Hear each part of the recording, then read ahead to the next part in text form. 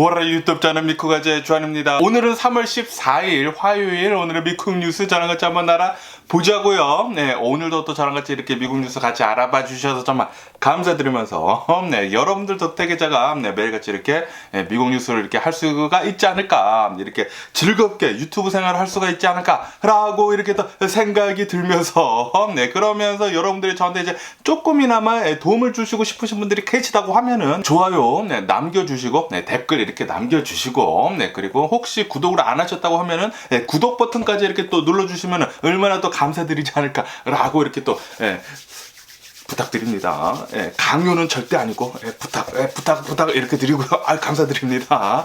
그러면은 또 오늘도 저랑 같이 미국에 있는 메인 뉴스 채널들에서는 무슨 뉴스를 프롬 페이지에다가 올려놓고 있는지 먼저 한번 알아보자고요. 그러면은 여기 이 로이터 통신을 본다고 하면은 아시다시피 지금 이 실리콘밸리 은행 때문에 뭐 아직까지도 난리도 아닙니다. 하지만 어제 같은 경우를 본다고 하면은 어제는 어마무시하게 많은 은행들이 뭐 전부 다 폭락을 했거든요. 전부 다 폭락도 하고 그리고 이 미국의 주식시장도 처음에 이렇게 내려갔다가 그러다가 이 바이든 대통령이 나와가지고 모든 은행 구좌에 있는 예치금들은 우리 미국이 미국 정부가 모두 다 백업을 해주겠다. 모두 다 100% 보장을 해주겠다. 라고 그렇게 얘기를 한 뒤로부터 이제 다시 오르긴 올랐거든요.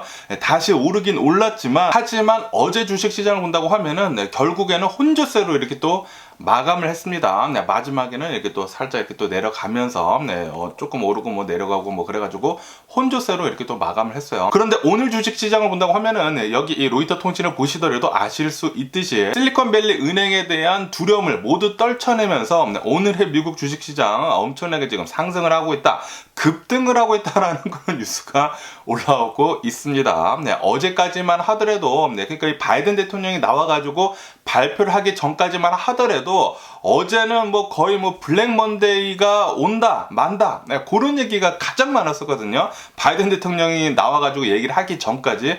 왜냐하면은 만약에 미국에 있는 은행 시스템이 망가졌다, 무너졌다라는 그런 생각이 든다고 하면은 미국의 이 금융 시스템이 망가지면서 주식시장이 엄청나게 폭락을 했었을 텐데, 하지만 이 바이든 대통령이 나오면서 직접 얘기를 했죠. 100% 모두 다 보장을 해주겠다. 예치금들은 모두 다 보장을 해주고, 하지만 이 투자금들 같은 것들은 우리가 보호를 안 해주겠다라고 했거든요. 어쨌든 간에 가장 중요했었던 거는 바로 FDIC에서는 미국에 있는 각 은행들에 있는 구좌들마다 25만 달러까지만 보호를 해주거든요. 하지만 거의 대부분의 여기 실리콘밸리 은행에 있었던 구좌들을 본다고 하면은 90% 이상은 다 25만 달러 이상이라고 합니다. 왜냐하면은 조그만한 이 소규모의 스타트업 기업들의 이제 구좌들이 굉장히 많았기 때문에 아무래도 이 기업이라고 한다고 하면은 개인들보다는 훨씬 더 많은 금액을 가지고 있지 않습니까? 그래서 이런 어카운트들을 본다고 하면은 다 25만 달러 이상씩 있었다고 해요. 그래가지고 굉장히 걱정이었지만, 왜냐하면은 진짜로 이 실리콘밸리 은행에서 예치금들을 보호를 해주지 못했었다고 한다고 하면은 이런 수많은 스타트업 기업들이 무너질 수가 있거든요. 연쇄 도산을 한다고 하면은 그러면은 진짜 미국이 큰일 날 수도 있었죠. 그런데 이제 바이든 대통령이 나와가지고 이제 발빠르게 대처를 하게 되면서 이 모든 예치금들을 100% 어떠한 리밋도 없이 25만 달러 이상에 있는 그 구좌들 어떠한 리밋도 없이 전부 다 100% 보장을 해주겠다라고 이렇게 얘기를 한 뒤로부터 이렇게 상승을 이렇게 했죠. 블랙 먼데이가 이렇게 사라졌죠. 그러면서 오늘은 엄청나게 급등을 하고 있다, 이렇게 뉴스에 올라오고 있습니다. 어쨌든 간에 어제 같은 경우를 본다고 하면은 어제 미국에 있는 그 수많은 은행들에 있는 은행주 있지 않습니까? 은행주들이 어쨌든 이 은행주들은 엄청나게 폭락을 했거든요. 이 은행들에 대한 주가가 이 실리콘밸리 은행의 이 충격파 때문에 엄청나게 내려가면서 어제만 미국에 있는 이 은행주들의 주가가 4,650억 달러, 4,550억 달러가 증발을 했다라고도 이렇게 뉴스에 올라오고 있네요. 어제요. 그렇게 되면서 어제 하루에만 이 태국의 GDP 있지 않습니까? 어느 한 나라의 GDP가 완전히 사라졌다. 어제 단 하루에만 이렇게 뉴스에 올라오고 있네요. 그러니까 어제 미국에 있는 은행 이 주식들은 엄청나게 내려갔었다라는 그런 소리죠. 그러면서 이렇게 이 실리콘밸리 은행에 대한 이 사태 때문에 지금 미국이 엄청난 불안감에 쌓이지 않았습니까? 그렇게 되면서 이 미국에 있는 민주당하고 공화당이 서로 니 탓 내 탓 하면서 엄청나게 공방을 벌이고 있다 라는 그런 뉴스가 올라오고 있네요. 어제도 말씀드렸다시피 이 바이든 대통령은 나와가지고 지금 이렇게 이 실리콘밸리 은행이 망가진 이유는, 이렇게 파산을 하게 된 이유는 바로 트럼프 때문이다. 트럼프가 대통령에 있었을 때 2018년도에 이 중소은행들에 대해 가지고 규제를 엄청나게 완화를 하는 바람에 이런 중소은행들에서 위험 자산에 투자를 할 수 있게 되면서 그렇기 때문에 지금 이 실리콘밸리 은행이 망하게 된 것이다, 이렇게 파산을 하게 된 것이다 라고 이렇게 얘기를 하고 있고요. 그에 반해 가지고 어제는 또 트럼프가 나와가지고 이렇게 얘기를 했습니다. 지금 바이든 대통령 때문에 미국이 대공황에 빠질 위기에 있다 라고 이렇게 지금 얘기를 하고 있다고 하네요. 어쨌든 이 민주당에서는 트럼프 때문에 규제를 완화를 했기 때문에 지금 미국이 이렇게 힘들어진 거다라고 이렇게 얘기를 하고 있고, 그에 반해 가지고 이 공화당에서는 민주당이 돈을 너무나 많이 풀어가지고 인플레이션이 지금 어마무시하게 됐기 때문에 지금 이렇게 미국이 힘들어지게 된 거다 라고 이렇게 얘기를 하고 있다고 하네요. 이렇게 인플레이션이 되면서 연준에서는 금리를 올릴 수밖에 없고, 그렇기 때문에 지금 이렇게 은행들이 줄도산 위기에 있다라고 이렇게 지금 얘기를 하는 거죠. 하지만 그 어떤 대통령이 있었더라도 코로나 바이러스 팬데믹 때 만약에 돈을 풀지 않았다고 하면은 아마도 그 당시에 엄청난 대공황이 오지 않았을까라고 이렇게 또 보거든요. 정부에서 이렇게 힘들었을 때, 이 국민들이 힘들 때 도와준 게 또 정부지 않습니까? 잘 도와줬다고 저는 생각을 하거든요. 이렇게 미국뿐만이 아니라 전 세계를 봤었을 때 전 세계가 정부에서 돈을 많이 뿌렸죠. 뿌릴 수밖에 없었죠. 이 코로나 바이러스 팬데믹 때 전부 다 멈춰있는 이 상태에서 만약에 아무런 것도 하지 않았다고 하면은 그 당시에 엄청난 대공황이 왔을 거예요. 그리고 진짜로 그 당시에 대공황이 왔었다? 그러면은 엄청난 실수를 한 것과 마찬가지일 겁니다. 지옥 속에 살 수도 있었을 거예요. 만약에 실제로 그 당시에 그렇게 됐었다고 하면은 말이죠. 어쨌든 지금 현재로서는 인플레이션 때문에 조금 힘든 거는 맞기는 맞지만 우리들이 잘 감당을 하면서 나가야 하는 그런 과제가 아닌가라고 이렇게 또 생각이 들고요. 그러면서 이 월스트리트 조널에서는 또 이렇게도 얘기를 하고 있는데, 이 실리콘밸리 은행을 지난 일요일에 매각을 하려고 했었거든요. 그런데 매각을 하지 못했었다고 하네요. 이 바이어가 나타나지 않아가지고 매각을 하지 못했는데 다시 이렇게 또 옥션에 올려놓을 것이다 라고도 이렇게 또 뉴스에 올라오고 있네요. 다시 매각을 하기 위해 가지고 두 번째 경매를 이제 곧 또 시작을 한다고 합니다. 그러면서 어제 같은 경우로 본다고 하면은 이 실리콘밸리 은행이 이것 때문에 지금 뭐 이 실리콘밸리에 투자를 했었던 그 주주들이 엄청난 손실을 입지 않았습니까? 아마도 이 실리콘밸리 은행의 이제 주주들은 휴지 조각이 되지 않을까라고 이렇게 또 생각이 드는데, 그러면서 이 주주들은 이 실리콘밸리 은행의 이 CEO 임원들, 뭐 CEO랑 뭐 주변에 있었던 사람들한테 고소를 하고 났었다라는 그런 뉴스가 올라오고 있네요. 분명히 이 CEO는 알았다라는 그런 소리죠. 아시다시피 이 CEO는 이 실리콘밸리 은행이 파산을 하기 한 11일 전쯤에 자신이 가지고 있었던 이 실리콘밸리 은행의 주식을 모두 다 팔아버렸다고 하거든요. 360만 달러어치의 이 주식을 모두 다 팔아버렸다고 합니다. 그리고 나서 이 11일 뒤에 이렇게 진짜 파산이 돼가지고 지금 뭐 종이 쪼가리가 되는 애 마는 애 뭐 그런 소리가 나오고 있는데, 아마 종이 쪼가리가 될 거라고 같다라고 또 생각이 드는데, 파산을 한다고 하면은 끝난 거예요. 그냥 없어집니다. 그렇기 때문에 지금 이 CEO를 고소를 하고 나섰다고 하네요. 그러면서 여기 이 BBC 뉴스를 보시더라도 어제 같은 경우로 본다고 하면은 어제 미국의 주식시장 이 은행주들이 엄청나게 내려갔었지만, 오늘을 본다고 하면은 오늘은 이 두려움을 모두 떨쳐내고 주식시장이 잘 오르고 있다라고 이렇게 또 BBC에서 이 영국에서까지 이렇게 지금 보도를 해주고 있습니다. 오늘 미국의 주식시장 엄청나게 지금 상승을 하고 있거든요. 그러면서 여기 이 USA Today를 본다고 하면은 오늘 미국의 주식시장 이렇게 또 상승을 하는데, 왜 이렇게 또 상승을 하냐면은 뭐 당연히 이 실리콘밸리 은행에 대한 두려움을 떨쳐낸 것도 있겠지만, 그런데 오늘 또 이 CPI 지수라고 해가지고 미국의 이 인플레이션 지수가 나왔거든요. 이 인플레이션 지수가 나왔는데 미국의 인플레이션은 6%라고 합니다. 그리고 이것은 예상을 했었던 것과 이제 같다라고 하면서 예상보다 더 많이 나오지도 않았고 나왔고 더 적게 나오지도 않았다고 합니다. 예상을 했던 것과 이제 같다라고 하면서 지금 미국의 인플레이션은 계속해서 이시가 되고 있다. 계속해가지고 내려가고 있다라고 지금 보고 있다고 합니다.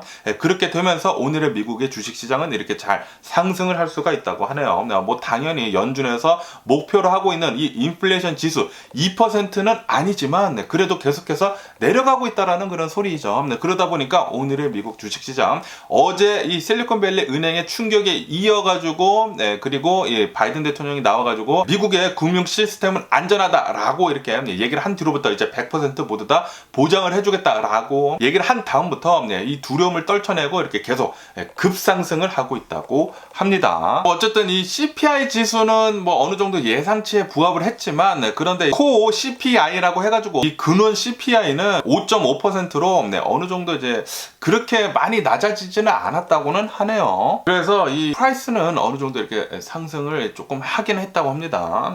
어쨌든 아직까지도 이 인플레이션이 어쨌든 이 6% 뭐 5.5% 조금 높다라는 그런 소리이죠. 그러면서 여기 이 investing.com을 본다고 하면은 오늘의 미국 주식시장 어마무시하게 잘 상승을 하고 있다라고 이렇게 뉴스에 올라오고 있으면서 왜냐하면은 이 미국의 인플레이션 지수가 나왔는데 예상치에 부합을 하고 그리고 지금 연준에서 이 금리를 올리는 것을 아마도 조금만 소폭만 할 것 같다. 0.25%만 이렇게 베이비 스텝으로만 금리를 상승을 할 것 같다라고 보고 있어가지고 지금 오늘의 미국 주식시장은 잘 상승을 하고 있다고 합니다. 다우존스 같은 경우를 본다고 하면은 1.4% 정도 이렇게 또 상승을 하고 있고요. S&P 500은 2% 이렇게 또 상승을 하고 있고 그리고 나스닥은 2.4% 이렇게 급등을 하고 있다고 합니다. 아시다시피 미국의 주식시장은 이제 연준이 금리를 얼마만큼 올리느냐 마느냐에 따라 가지고 이렇게 상승도 하고 이제 또 내려가기도 하거든요. 그런데 보시다시피 어제 같은 경우를 본다고 하면은 이 실리콘밸리 은행에서 파산을 하는 바람에 하지만 이 바이든 대통령이 나와가지고 모든 예치금들을 보호를 해주겠다라고 이렇게 얘기를 했기 때문에 투자자들은 어느 정도 지금 안심을 하고 있는 상태이면서 거기에다가 이렇게 지금 미국의 은행주들이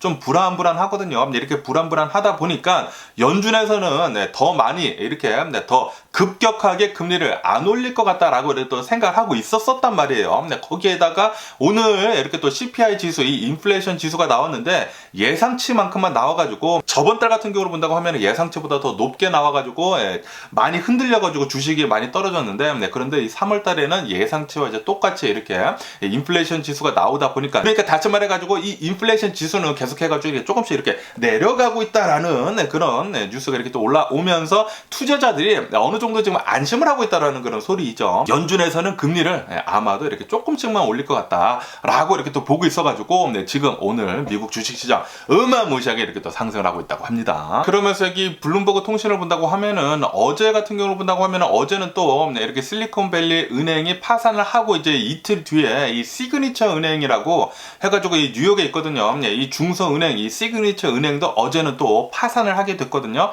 그러면서 어떻게 해가지고 이렇게 빠르게 파산을 했냐라고 이렇게 또 보니까 이 시그니처 은행에서는 이 크립토 있지 않습니까? 암호화폐 같은 것들에다가 이렇게 또 투자를 굉장히 또 많이 하는 바람에 좀 위험 자산에 많이 노출이 되어 있다 보니까 이 시그니처 은행이 바로 이렇게 또 파산을 했다라고 이렇게 또 뉴스에 올라오고 있습니다. 어쨌든 간에 이 실리콘밸리 은행에서부터 이렇게 또 시작이 된 것이거든요. 그러다 보니까 이 실리콘밸리 은행이 어떻게 해서 파산이 됐느냐라고 이렇게 또 뉴스에 올라오고 있는데 어제도 말씀드렸지만 이 실리콘밸리 은행이 그래도 어느 정도 안전하게 이렇게 잘 가고 있었다고 합니다. 하지만 이 실리콘밸리 은행이 아시다시피 실리콘밸리에 있는 이 스타트업 기업들이 많이들 이렇게 사용을 하는 그런 은행들이었거든요. 그러다 보니까 이런 스타트업 기업들이 많이 이렇게 예치금을 하고 있었다고 하네요. 그렇게 되면서 실리콘밸리 은행에서 이 돈을 또 굴려할 거 아닙니까? 굴려야 하는데 그런데 하이 리턴을 바라보고 조금 이제 위험한 자산에 이렇게 손을 댄 거죠. 뭐 채권들 같은 것들 그런 것들을 좀 장기적인 채권들 있지 않습니까? 그런 것들을 또 사게 되면서 위험에 많이 노출이 되어 있었다고 하네요. 하지만 아시다시피 지금 연준에서는 계속해가지고 금리를 가파르게 상승을 하고 있지 않습니까? 이렇게 금리가 가파르게 상승을 한다고 하면은 이런 채권 가격들이 엄청나게 또 떨어지거든요. 많이 떨어지는 상태에서 그러다가 지금 현재 스타트업 기업들에서 자금줄이 지금 끊기고 있거든요. 투자금도 제대로 들어오지도 않고 돈줄이 또 많이 마르다 보니까 실리콘밸리 실리콘밸리 은행에서 이렇게 돈을 뽑아갔단 말이에요. 네, 돈을 계속 이렇게 뽑아가다 보니까 이 실리콘밸리 은행에서는 이제 또 돈을 좋아하지 않습니까? 네, 돈을 좋아하는데 돈이 이제 이 채권에 또 묶여 있다 보니까 채권을 어쩔 수 없이 팔아야 했다고 합니다. 네, 그래서 이 채권을 팔았는데 그런데 많은 손실을 봤죠. 네, 수억 달러어치의 이렇게 손실을 보게 되면서 이게 또 사람들한테 이렇게 SNS 서비스로 인해 가지고 이제 퍼졌다고 합니다. 이 실리콘밸리 은행의 고객들, 이 스타트업 기업들에서 모두 다 소문이 퍼졌다고 해요. 지금 이 실리콘밸리 은행이 좀 위태위태하다, 자금줄이 계속해가지고 좀 끊길 것 같다라는 그런 소문이 퍼지게 되면서 이 수많은 이 실리콘밸리 은행의 커스터머들이 이 스마트폰을 이용을 해가지고 이제 뱅크런을 하게 됐다고 합니다. 이렇게 뱅크런을 하게 되면서 갑자기 돈이 모자라게 되면서 파산을 해버리게 된 거죠. 그런데 이게 이 2008년도에 있었던 그 리만 브라더스 사태, 그때의 금융 위기랑은 완전히 다르다고 하네요. 그 당시에 이 리만 브라더스나 이런 수많은 은행들에서는 2008년도에는 어마무시하게 많은 돈들이 이런 채권들이 아니라 쓰레기를 담보에 두고, 그러니까 그 당시에 엄청나게 부동산 가격이 상승하게 되면서 깡통 쓰레기들, 그런 담보들이 굉장히 많지 않았습니까? 그런 부동산, 쓰레기 담보, 이 쓰레기 부동산 담보에다가 돈을 엄청나게 쌓아두는 바람에 그게 무너져가지고 미국이 엄청나게 흔들린 것이지만, 그런데 지금 실리콘밸리 은행 같은 경우를 본다고 하면은 미국의 국채가 가장 많았었다고 합니다. 미국의 국채를 가지고 있었던 그런 은행이기 때문에 뱅크런이 없었었다고 한다고 하면은 충분히 지불할 능력이 있었었다고 해요. 그렇기 때문에 2008년도에 금융 위기랑은 확연히 다르다고는 하네요. 뭐 당연히 이 실리콘밸리 은행에서 위험 자산에 많이 노출이 되어 있었던 것은 사실이지만 그만큼의 그런 쓰레기 담보는 아니었다라고 하는 거죠. 그렇기 때문에 그 당시에 2008년도에 있었던 그런 금융위기랑은 완전히 확연히 다르다라고 보고 있다고는 합니다. 그렇기 때문에 오늘 미국의 주식시장들이 뭐 별다른 위험은 없겠구나 라고 이렇게 또 생각을 해가지고 이렇게 잘 상승을 하고 있는 게 아닌가 이렇게 또 생각이 들고요. 그러면서 여기 이 월스트리트저널을 본다고 하면은 오늘 이 인플레이션 지수가 이렇게 또 나오게 되면서 연준에서는 지금 계속해가지고 이 중소은행들이 파업을 한다네 만다네, 이 중소은행들이 좀 위태위태하다네 라는 것에 지금 계속해가지고 압박을 받고 있었는데, 그러면서 오늘은 또 인플레이션 지수가 어느 정도 이제 부합을 하는 바람에 아마도 연준에서는 금리를 올릴 때 아마 이렇게 조금만 올릴 것 같다라고 하면서, 그러면서 오늘 주식시장이 이렇게 또 상승을 이렇게 하고 있다고 합니다. 그러면서 여기 이 워싱턴 포스트를 본다고 하면은 이 연준에서는 오늘 또 이렇게 이 인플레이션 지수를 보니까 예상치에 부합을 하게 되면서 이제 연준에서는 금리를 올릴 때 좀 더 높게 올리려고 했거든요. 이렇게 예상치에 계속 이렇게 부합을 한다고 하면은 이거 미국 괜찮네 라고 하면서 원래는 금리를 빅스텝으로 0.5%만 이렇게 금리를 올리려고 했지만, 그런데 어제 사태를 본다고 하면은 어제 이렇게 또 중소은행, 실리콘밸리 은행이 이렇게 파산을 하게 되면서 이렇게 시그니처 은행까지 이렇게 또 파산을 하게 되면서 이거 좀 위험하네 라고 이렇게 연준에서 이렇게 또 생각을 하고 있기 때문에 금리 올리는 것에 대해 가지고 굉장히 컴플리케이션한 그런 상황에 놓여 있다라는 그런 뉴스가 이렇게 또 올라오고 있습니다. 그렇기 때문에 아마도 연준에서는 금리 올리는 것을 그렇게 심하게는 올리지는 않을 것 같아요. 요번 3월 달에는 FOMC에서 금리 올리는 거 0.25%만 이렇게 베이비 스텝으로만 금리를 올리지 않을까라고 이렇게 또 생각이 들고요. 그러면서 여기 이 뉴욕 타임즈에서도 오늘 인플레이션 지수가 뭐 잘 나왔다라고 하면서 연준을 계속 이렇게 또 프레셔를 하면서 하고 있다라는 그런 뉴스가 올라오고 있습니다. 그렇기 때문에 오늘은 미국의 주식시장이 신바람이 들면서 어깨가 들썩들썩거리면서 주식시장이 이렇게 잘 이렇게 상승을 하고 있네요. 이렇게 2%, 와, 오늘 많이 오르고 있는데, 어제 같은 경우로 보다가 하면은 어제 아침까지만 하더라도 미국에 있는 이 투자자들이 굉장히 불안불안했거든요. 분명히 블랙 먼데이가 온다. 어제 뭐 블랙 먼데이가 와가지고 뭐 4% 폭락한다. 뭐 그런 얘기까지 하는 사람들이 있었거든요. 그런데 정말 다행히도 바이든 대통령이 나와가지고 아니다, 우리는 전부 다 보장을 해주겠다라고 이렇게 얘기를 하게 되면서 미국의 금융 시스템은 매우 안전하다라고 이렇게 얘기를 하면서 역시 미국은 이제 달러를 찍어낼 수가 있지 않습니까? 그러다 보니까 엄청난 파워를 가진 것 같아요. 그렇게 되면서 미국은 이 블랙먼데이를 이렇게 살짝 비껴 나가게 되면서 다시 정상으로 잘 돌아오지 않았나라고 이렇게 또 생각이 들고요. 그러면서 여기 포춘 이 잡지 뉴스를 본다고 하면은 이 시타델 CEO가 나와가지고 이렇게 얘기를 했다고 합니다. 지금 이 바이든 대통령이 나와가지고 이 미국 정부가 나서가지고 실리콘밸리가 이제 파산한 것에 대해 가지고 이 예치금들을 모두 다 이제 보장을 해주겠다고 하는 것은 이것은 이 도덕적으로 안 되는 거다라고 이렇게 지금 얘기를 하고 있다라는 그런 뉴스가 올라오고 있네요. 그런데 이 시타델이라는 이곳은 헤지 펀드사거든요. 그렇기 때문에 주식이 이렇게 폭락을 해야지 이곳에서는 거의 대부분 이렇게 뭐 헤지 펀드라고 해가지고 주식이 올라가지 않을 때 그때를 대비를 해가지고 이제 투자를 하는 그런 곳이기 때문에 주식 시장이 많이 내려가야지만 이렇게 돈을 또 많이 버는 그런 또 헤지 펀드사거든요. 그렇기 때문에 지금 미국의 주식 시장이 지금 잘 오르고 있지 않습니까?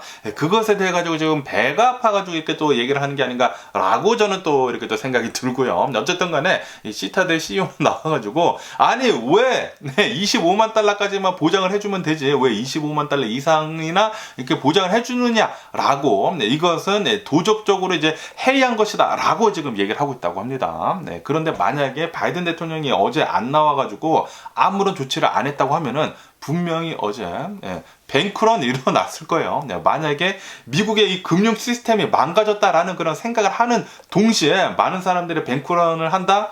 미국 금융 시스템 어제 망가졌을 것입니다. 진짜로 어제 만약에 미국의 금융 시스템이 망가졌다. 야, 그러면은 이 리만 브라더스 사태만큼의 엄청난 충격을 가했을 거예요. 어쨌든 정말 다행이지 않나 바이든 대통령이 나와가지고 이렇게 보장을 해줬다는 것에 대해서 정말 그렇게 또 생각을 하고요. 그러면서 여기 더 이코노미스트에서는 왜 이 실리콘밸리가 망했냐? 라고 이렇게 뉴스에 올라오고 있네요. 아까 전에도 말씀드렸죠. 실리콘밸리 은행에서는 위험 자산에 그러니까 이 트럼프가 대통령에 있었을 때 2018년도에 이 중소은행들에 대해 가지고 규제를 완화를 하는 바람에 위험 자산에 이렇게 투자를 하게 되면서 이게 좀 불안불안하다 보니까 어느 정도 손실을 많이 입다 보니까 거기서부터 이렇게 촉발이 돼 가지고 이렇게 파산을 한 것입니다. 하지만 이것은 2008년도에 있었던 리만 브라더스 사태 때 이 금융위기 사태 때랑은 당연히 다르다. 이 금융위기 사태 때에는 그 당시에 수많은 은행들이 위험자산이 쓰레기 담보를 가지고 있었거든요. 이 쓰레기 부동산 담보를 가지고 있으면서 이 금융위기가 이제 촉발이 된 것이기 때문에 지금 이 실리콘밸리 은행이 가지고 있는 위험 부담이랑은 완전히 다르다고 합니다. 이 실리콘밸리 은행은 위험 자산이기는 위험 자산이지만 미국 국채, 이 장기 미국 국채에다가 이렇게 또 투자를 하는 바람에 거기에다가 지금 돈을 빼고 그리고 이 금리가 지금 올라가 있는 상태이다 보니까 손실을 입게 되면서 바로 이렇게 또 파산을 한 것이라고 합니다. 그러면서 또 이런 뉴스도 올라오고 있는데요.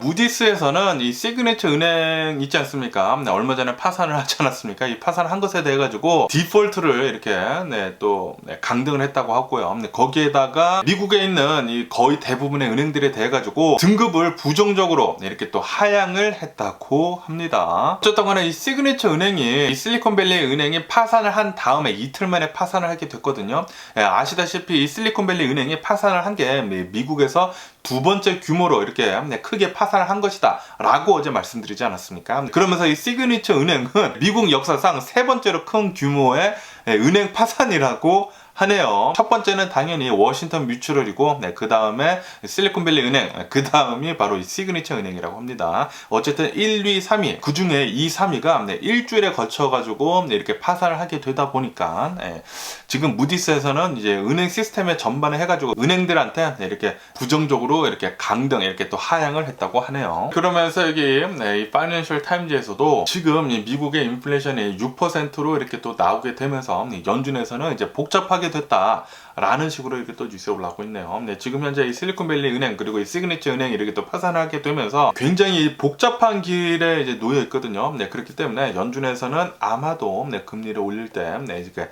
스몰 스텝으로만 올리지 않을까라고 이렇게 또 생각이 듭니다.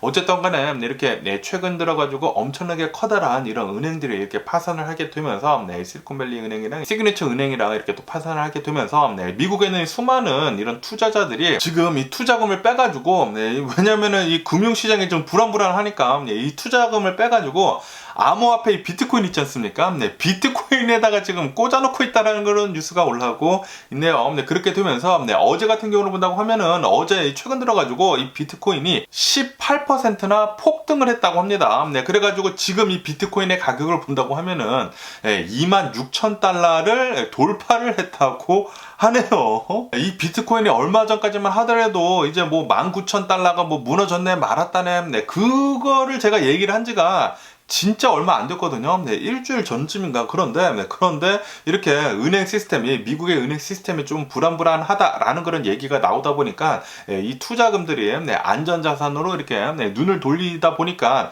비트코인으로 이 미국의 금융 시스템에 이렇게 반기를 든 게 또 이런 암호화폐 같은 것들은 아닙니까? 그러다 보니까 비트코인으로 투자금이 몰리게 되면서 26,000달러를 돌파를 하게 됐다고 합니다. 어쨌든 간에 지금 미국의 투자자들은 지금 안전자산으로 이렇게 투자금을 지금 돌리고 있다고 하네요. 그렇게 되면서 금 있지 않습니까? 금에다가 이렇게 또 투자를 하게 되면서 금은 한 3% 정도 이렇게 또 상승을 했다고 합니다. 이렇게 되면서 이제 달러는 이렇게 소폭 하락을 했다고 하고요. 그러면서 여기 이 AP통신을 본다고 하면은 이제 바이든 대통령이 나와가지고 이렇게 얘기를 했다고 합니다.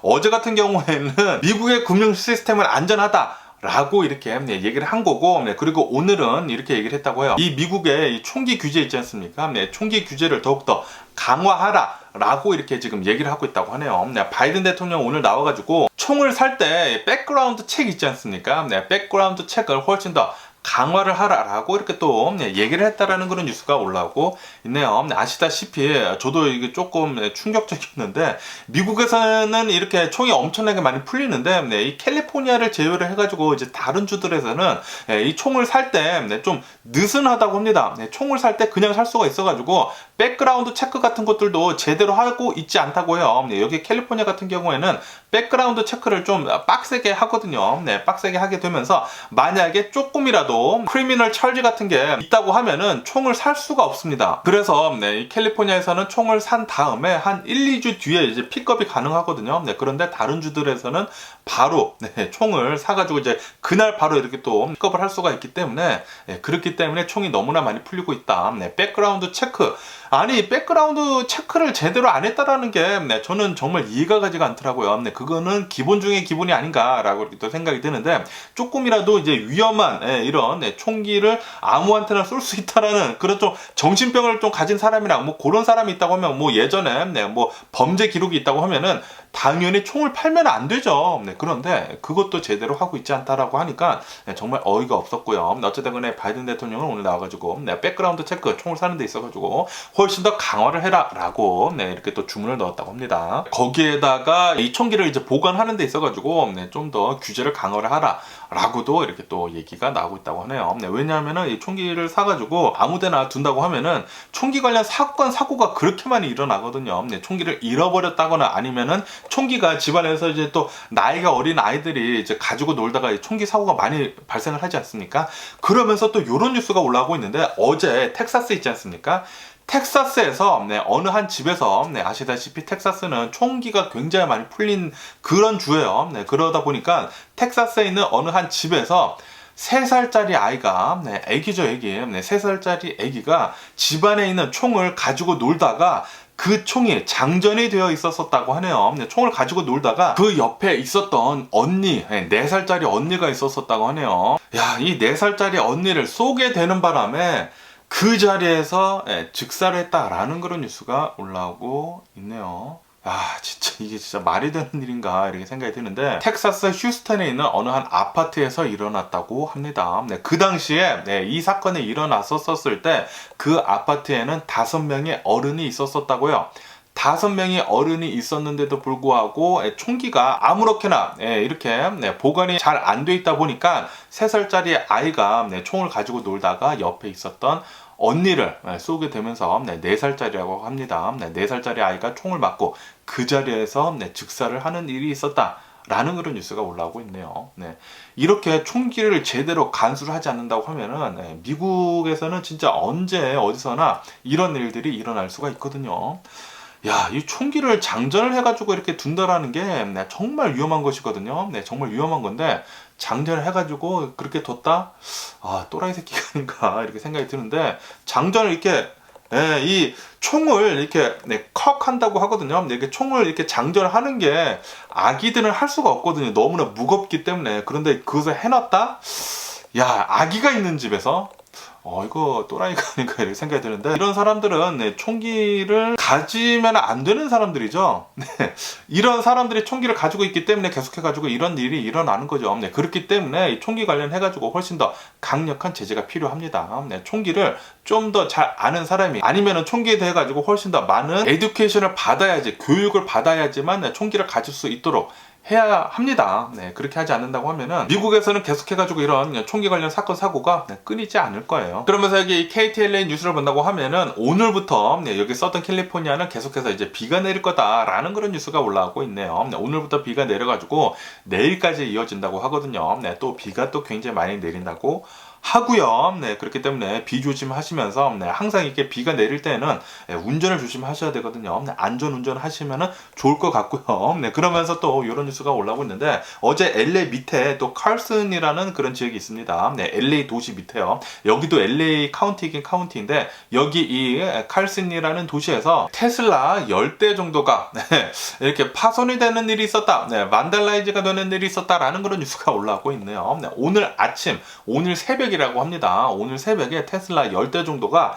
이렇게 반달라이즈가 됐다고 하네요. 그런데 아시다시피 테슬라 같은 경우를 본다고 하면은 테슬라의 카메라가 엄청나게 많이 달려 있지 않습니까? 그리고 그 카메라들이 전부 다 블랙박스 노릇을 하거든요. 그렇기 때문에 누가 이 테슬라 10대를 파손을 했는지 잘 나오지 않을까, 모든 기록이 담기지 않을까라고 이렇게 또 생각이 들면서 이런 또라이 새끼들은 빨리 잡아들여야 되죠. 그러면서 여기 더 가디언 뉴스를 본다고 하면은 메타, 이 페이스북 있지 않습니까? 마크 저커버거는 이 페이스북 올해에도 요번에 또 만여 명 정도나 되는 직원들을 해고를 할 것 같다라는 그런 뉴스가 올라오고 있네요. 메타에서는 작년 말쯤에 몇 달 전이죠. 몇 달 전에도 만여 명 이상이나 해고를 했거든요. 그런데 또 만여 명 이상을 해고를 한다고 합니다.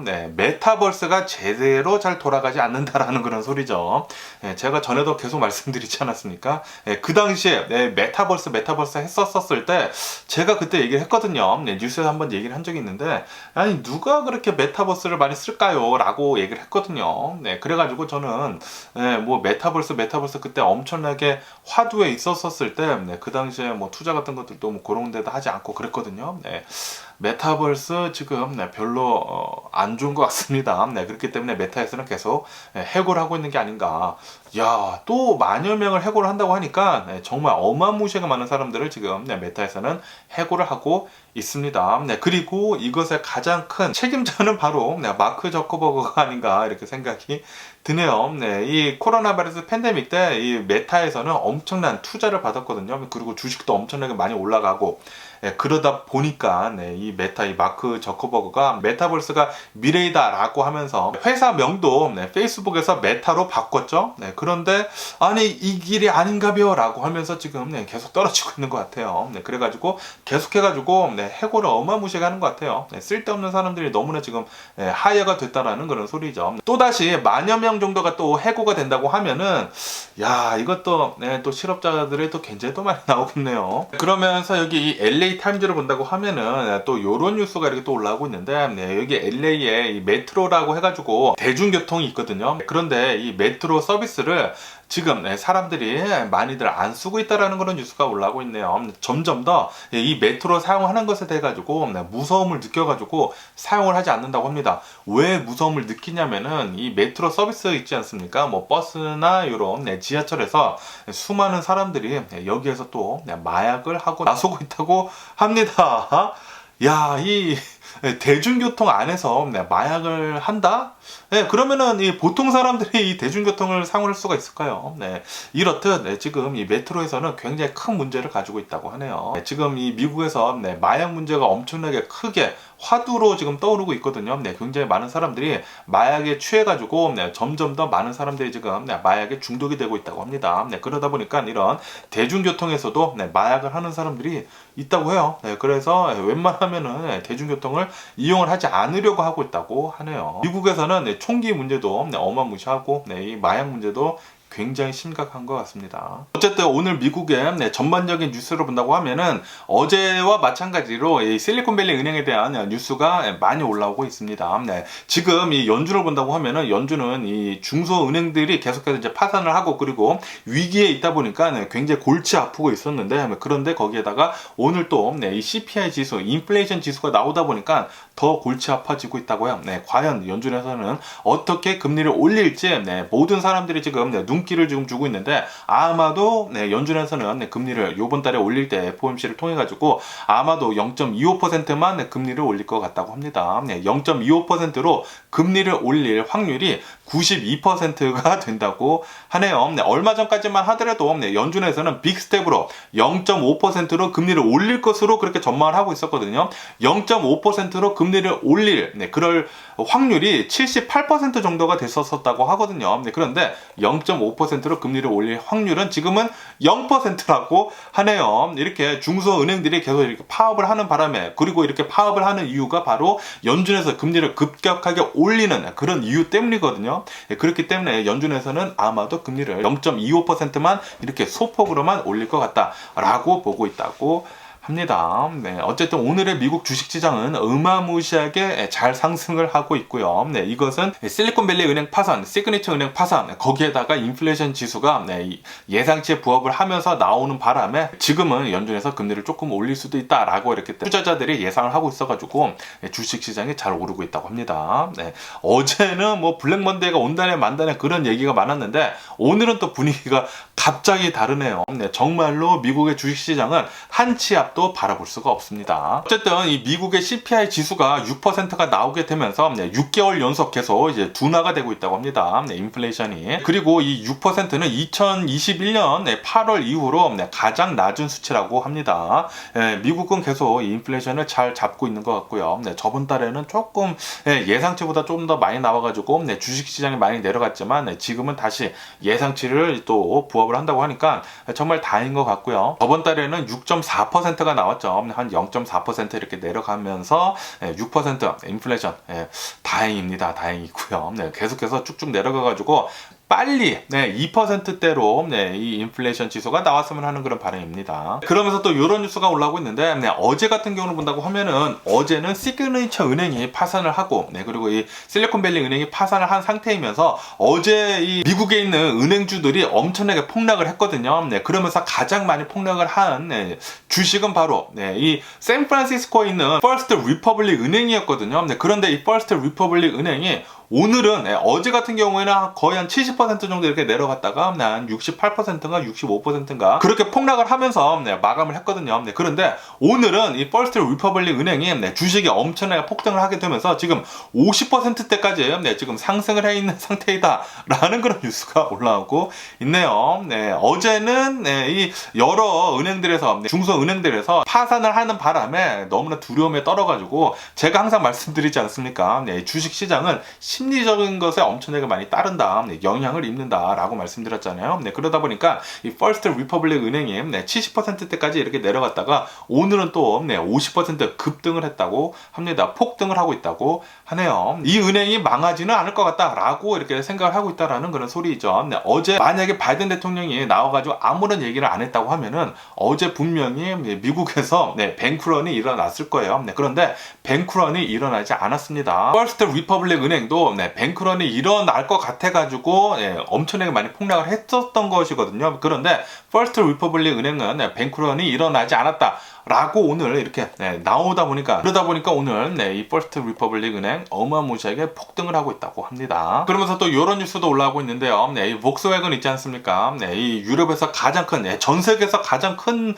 회사 중에 하나죠. 자동차 회사 중에 하나인데 이 복스웨건이 캐나다에다가 배터리 공장을 이렇게 또 짓는다라고 이렇게 또 밝혔다라는 그런 뉴스가 올라오고 있네요. 아시다시피 미국에서는 이 IRA라고 해가지고 인플레이션 리덕션 액트라고 해가지고 미국 아니면은 이 미국이랑 프리 트레이드 어그리먼트 있지 않습니까? FTA를 체결을 한 나라에다가 배터리 공장이나 그런 거를 지어가지고 쓴다고 하면은 미국 정부에서 보조금을 주거든요. 그렇기 때문에 복스웨건에서는 원래는 유럽에다가 이 배터리 공장을 지으려고 했지만 그것을 무산을 시키고 캐나다에다가 이 배터리 공장을 짓는다고 하네요. 조금 안타까운 거는 미국에다가 지었으면 얼마나 더 좋았을까라는 그런 생각을 하기도 하지만 뭐 어쨌든 간에 캐나다에다가 이렇게 또 지으면서 이 미국의 이 IRA 보조금을 이렇게 또 받을 수 있게 됐다고 합니다. 그러면서 또 이런 뉴스가 올라오고 있는데 보잉 있지 않습니까? 보잉에서는 사우디아라비아랑 보잉 787기 있지 않습니까? 드림라이너라고 하는 꿈의 비행기라고 하는 보잉 787 80여 대를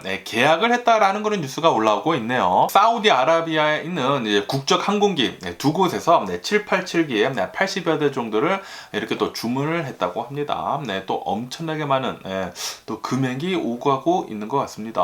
그러면서 또 이런 뉴스도 올라오고 있는데요. 일론 머스크가 지금 이끌고 있는 스페이스 X 있지 않습니까? 그리고 이 스페이스 X에서 스타링크라고 해가지고 조그만 위성들을 저궤도로 해가지고 이 지구에다가 엄청나게 깔아둬가지고 인터넷망을 지금 구축을 하고 있지 않습니까? 그러면서 미국의 엄청나게 커다란 이동통신사 중에 하나인 티모빌 있지 않습니까? 티모빌하고 손을 잡고 이 휴대폰이랑 인터넷 위성이랑 이렇게 연결을 하는 것을 올해 이렇게 또 테스트를 할 것이다 라고 밝혔다라는 그런 뉴스가 올라오고 있네요. 만약에 이런 핸드폰이 직접적으로 이제 셀룰라이션을 인공위성이랑 연결이 돼가지고 핸드폰에서 직접적으로 이 인공위성이랑 인터넷이랑 이 전화를 쓴다고 하면은 전 세계 어디를 가더라도 쓸 수가 있다라는 그런 소리이죠. 지금 이 핸드폰을 이용을 하는 방법은 이 안테나들이 도시들마다 있거든요. 이 안테나를 통해 가지고 우리들이 전화를 하거나 아니면 인터넷을 사용을 할 수가 있는데 그런데 만약에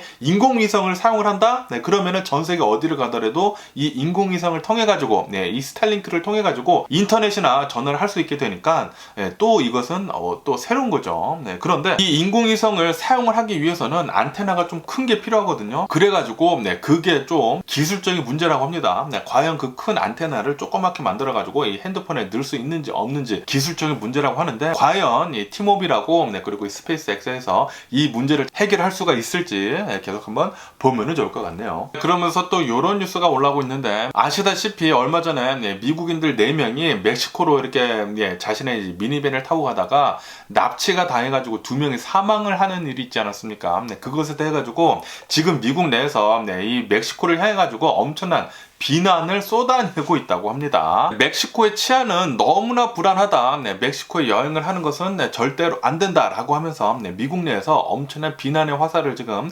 멕시코에다가 지금 쏟아붓고 있다 보니까 멕시코 대통령이 나와가지고 이렇게 얘기를 했다고 하네요. 화가 났다고 해요. 화가 나가지고 멕시코 대통령이 멕시코의 치안은 미국의 치안보다 훨씬 더 안전하다. 라고 그렇게 얘기를 했다고 합니다. 아시다시피 미국에서도 수많은 이 총기 난사 사건들이 벌어지지 않습니까? 지금 2달이 조금 지났는데 지금 이 미국의 총기 난사 사건이 100여 건 이상이나 일어나고 있어요. 굉장히 심각하죠. 미국도 심각하죠. 미국도 심각한데 그런데 멕시코도 심각합니다. 어쨌든 간에 이 멕시코 대통령은 아이 너네들을 봐라. 지금 누워서 침 뱉게 하는 거냐. 너네들이 더 심각하다. 너네들보다는 우리 멕시코가 더 안전하다. 라고 얘기는 하고 있는데 그런데 이 통계치를 보니까 지난 2020년도에 멕시코의 살인율을 본다고 하면은 인구 10만 명당 살인율이 28명이라고 합니다. 그래가지고 이것은 미국보다 한 4배 정도가 더 많은 것이다. 라는 통계치가 나와 있다고 해요. 다시 말해서 멕시코가 치안이 불안한 것은 사실이다라는 그런 소리이죠. 하지만 이 멕시코 대통령은 아니다. 여기 미국 사람들도 계속해서 많이 넘어오고 있고 그리고 미국 사람들이 멕시코에서 사는 사람들이 그렇게 많거든요. 아시다시피 코로나 바이러스 팬데믹이 지나면서 많은 일들이 재택근무로 이렇게 또 전환이 됐거든요. 그러다 보니까 이 샌디에고에서 사는 사람들이 멕시코 티후아나로 넘어가가지고 왜냐하면 이 티후아나가 샌디에고에서 단 2시간밖에 차이가 나지 않고 바로 그냥 차 타고 오갈 수가 있거든요. 거기에다가 멕시코 이 티후아나에서 산다고 하면은 생활비가 반의 반으로 준다고 합니다. 렌트비도 매달 내는 그 월세 있지 않습니까? 월세도 현저히 낮다고 해요. 그래서 수많은 미국인들이 멕시코로 내려가서 사는 사람들이 그렇게 많다고 해요. 재택근무하면 되니까 인터넷만 있으면 되니까 그래가지고 멕시코 대통령이 이렇게 얘기하고 있다고요. 지금 수많은 미국인들이 멕시코로 이렇게 넘어와가지고 살고 있는데 안전하게 잘 살고 있다. 네, 그리고 아직도 수많은 미국인들이 멕시코로 이렇게 여행을 오고 있다. 네, 안전하다라고 그렇게 주장은 하고 있다고는 하네요. 네, 그런데 멕시코가 치안이 불안한 것은 뭐 모두 다 알고 있는 사실이 아닌가라고 이렇게 생각이 들고요. 네, 어쨌든 올해 들어서는 멕시코 전역이 아니라 이 멕시코에 있는 이 6개 지역이 있다고 합니다. 이 6개 지역이 카르텔들이 엄청나게 활발하게 움직이고 있는 곳이라고 해요. 네, 그리고 얼마 전에 이 4명의 미국인이 멕시코로 이렇게 넘어오게 되면서 그 지역을 지났다고 합니다. 그 지역을 지나게 되면서 거기서 총격을 받고 2명이 사망을 한 그런 일인데, 그렇기 때문에 이 6개 지역은 절대 가지 말아라 라고 그렇게 얘기를 하고 있다고 합니다. 네, 그렇기 때문에 웬만하면은 그런 곳 안 가는 게 좋지 않을까. 멕시코는 올해는 좀 위험하지 않나 라고도 이렇게 또 생각이 들고요. 그러면서 또 이런 뉴스가 올라오고 있는데, 이 미국 이 동부를 본다고 하면은 메인주라고 있거든요. 이 메인주 출신인 어느 한 한국 사람이 있다고 합니다. 네, 이름이 한국 사람 이름치고 굉장히 좀 특이한데, 이름이 코르시악이라고 합니다. 코르시악. 네, 한 41살이라고 하고요. 네, 그런데 이 사람이 이 코르시악이라는 이 한국 사람이 의뢰비 5만 달러를 받고 어느 한 사업가를, hitman 있지 않습니까? 살인 청부업자. 네, 이 hitman을 이렇게 하려고 했었다. 네, 어느 한 사람을 이렇게 살인을 하려고 했었다. 라는 그런 뉴스가 올라오고 있네요. 네, 다행히도 FBI가 이렇게 인터셉트 해가지고 FBI가 이 살인 청부업자를 한국 사람을 이렇게 또 잡았다. 뉴욕에서 잡았다고 합니다. 네, 뉴욕에서 체포를 했다라고 뉴스에 올라오고 있네요. 네, 그러면서 이 사람의 차량 있지 않습니까? 이 사람의 이 트렁크를 보니까 총 있지 않습니까? 총도 굉장히 많았고, 탄창도 굉장히 많았고, 불법적인 그런 탄창 그리고 총도 굉장히 많았고, 거기에다가 마스크 있지 않습니까? 실리콘 마스크. 이 실리콘 마스크를 쓰면은 다른 사람으로 변하잖아요. 네, 요즘 들어가지고 이런 실리콘 마스크가 굉장히 잘 나와가지고 진짜 사람같이 이렇게 또 생긴 것들도 있거든요. 어쨌든 할아버지 실리콘 마스크를 이렇게 사진 보니까 그게 있더라고요. 네, 할아버지 실리콘 마스크를 쓰고 사람을 또 살해를 하려고 했었다고 하네요. 네, 다행히도 이렇게 또 FBI를 통해 가지고 막혔다고 하니까 정말 다행이지 않나라고 이렇게 또 생각이 들면서, 그러면서 또 이런 뉴스가 올라오고 있는데, 버팔로 와일드 윙스라고 아시나요? 여기 서던 캘리포니아를 본다고 하면은 각 동네들마다 이 버팔로 와일드 윙즈라고 해가지고 굉장히 유명한 이 체인점이 있거든요. 한국에서는 닭 튀김을 굉장히 많이 팔잖아요. 그런데 미국에서는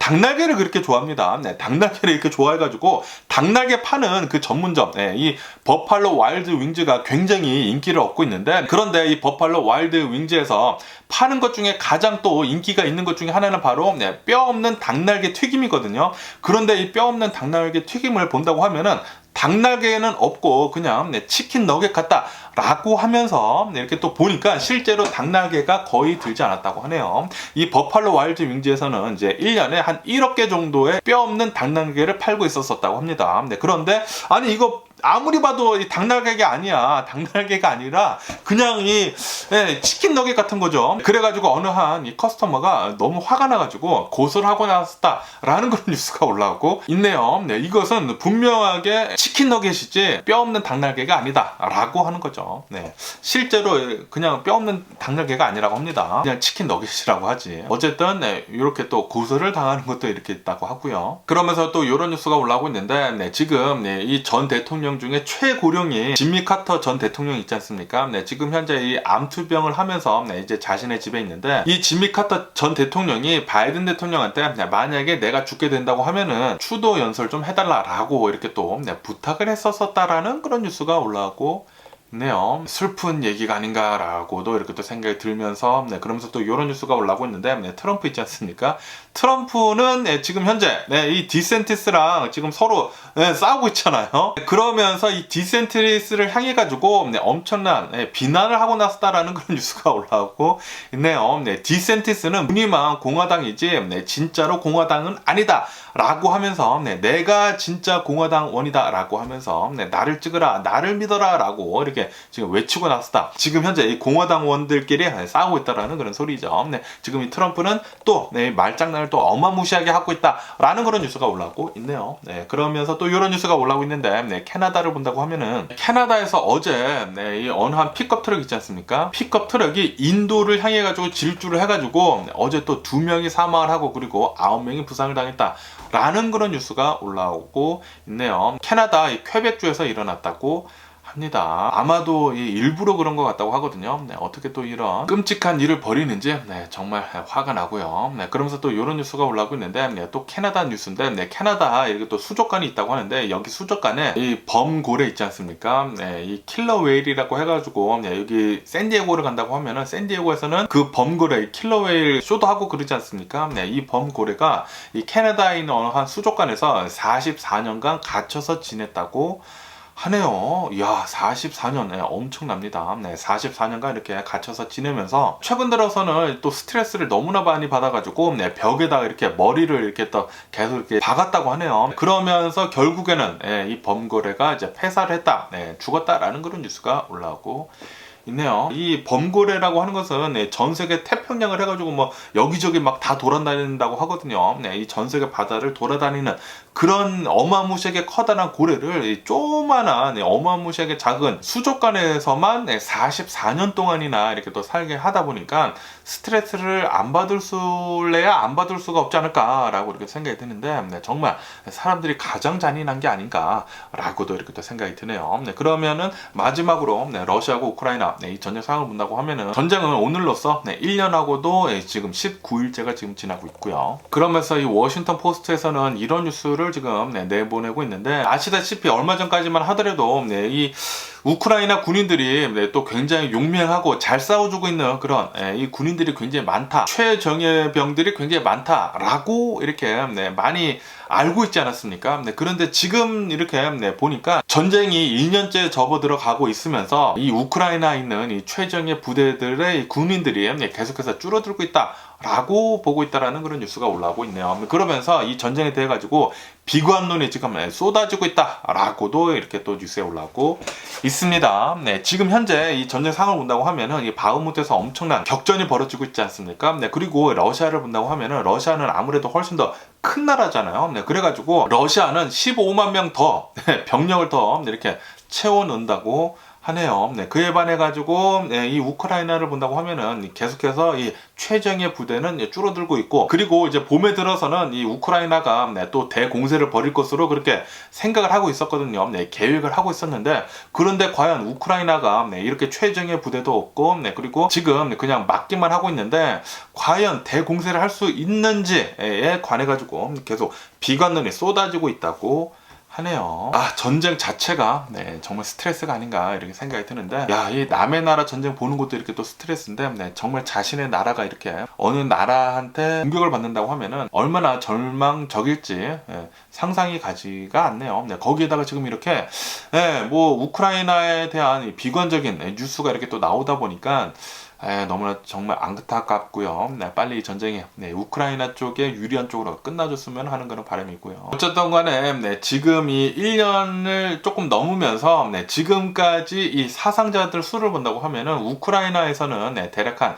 12만 명 정도가 사망을 하거나 아니면은 이제 전투를 하지 못할 정도로 이렇게 또 부상을 당했다고 하고요.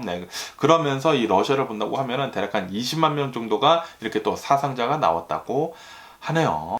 이 전쟁 진짜 잘못된 지도자 한 명의 판단으로 인해 가지고 이렇게 많은 사상자들이 나왔다고 하니까 정말 어이가 없고 화가 나네요. 그러면서 또 이런 뉴스가 올라오고 있는데, 아시다시피 이렇게 이 전쟁이 계속 진행이 되고 있으면서 전 세계적으로 에너지 크라이시스에 이렇게 직면하지 않았습니까? 그러다 보니까 전 세계에 재생에너지 있지 않습니까? 친환경 에너지가 도입이 된 게 40% 정도 급증을 했다는 그런 뉴스가 올라오고 있네요. 전쟁은 정말 나쁜 것이지만 이 전쟁으로 인해 가지고 이 에너지 가격이 급격하게 올라가다 보니까 어쩔 수 없이 이 친환경 에너지를 도입을 하는 전 세계적으로 그런 국가들이 어마무시하게 많아졌다고 합니다. 한편으로는 또 잘 된 게 아닌가라는 그런 생각이 들기도 하는데, 그런데 이런 쪽으로 잘 되는 게 아니라 제발 좀 이 전쟁 좀 빨리 멈추고 그냥 자연적으로 좀 잘 됐으면 하는 그런 바람이고요. 그러면서 이런 뉴스가 올라오고 있는데, 이렇게 전쟁이 시작이 되면서 전 세계적으로 러시아한테 제재를 하는 나라가 굉장히 많지 않습니까? 그런데 이 러시아한테 적대적이지 않은 나라가 있다고 하네요. 그것은 바로 두바이라고 합니다. 그래가지고 이 전 세계에 있는 이 러시아인들 중에 지금 두바이로 어마무시하게 몰려가고 있다라는 그런 뉴스가 올라오고 있네요. 작년에만 한 120만 명의 러시아인들이 이 두바이에 이렇게 몰렸다 라고 뉴스에 올라오고 있으면서 그러면서 그 중에는 수많은 사람들이 두바이에 정착을 하는 러시안들도 굉장히 많았다고 하네요. 사업체도 내고 뭐 그런 사람들이 굉장히 많았다고 합니다. 그러면은 또 정말 마지막으로 이 미국의 코로나 바이러스 현재 상황을 본다고 하면은 미국 어제 단 하루 코로나 바이러스 1일 감염자 수는 단 3,300여 명 정도밖에 나오지 않았고요. 그리고 코로나 바이러스 1일 사망자 수는 41명밖에 나오지 않았다고 합니다. 이로써 미국의 총 코로나 바이러스 감염자들 수는 1억 564만 명이고요. 그리고 이 코로나 바이러스로 인해 사망한 자들의 총수는 114만 8천 명으로 집계가 되고 있다고 합니다. 미국은 이 코로나 바이러스를 정말 잘 컨트롤을 하는 것 같습니다. 지금 미국에서는 이 마스크 쓰는 사람들도 이제는 거의 없다시피 해요. 이 마스크 쓰는 사람들은 한 10%에서 한 20%밖에 되지 않고 그런데도 불구하고 미국에서는 이 코로나 바이러스에 감염되는 사람들은 계속해서 이렇게 또 적은 수치로 나오다 보니까 코로나 바이러스는 이제는 잘 컨트롤이 되고 있는 것 같습니다. 하지만 이 좀 나이가 많이 드신 분들 있지 않습니까? 65세 이상이신 분들은 이 코로나 바이러스 사망자들 수의 한 90%를 지금 차지를 하고 있다고 하거든요. 그렇기 때문에 노년이신 분들은 코로나 바이러스 계속해서 조심을 해주시면 좋을 것 같네요. 어쨌든 간에 오늘 제가 본 미국 뉴스는 여기까지고요. 오늘도 제 영상 끝까지 시청해 주셔서 정말 감사드리고 항상 건강하시고 행복하세요. 그럼 안녕히 계세요. 그리고 네 봐.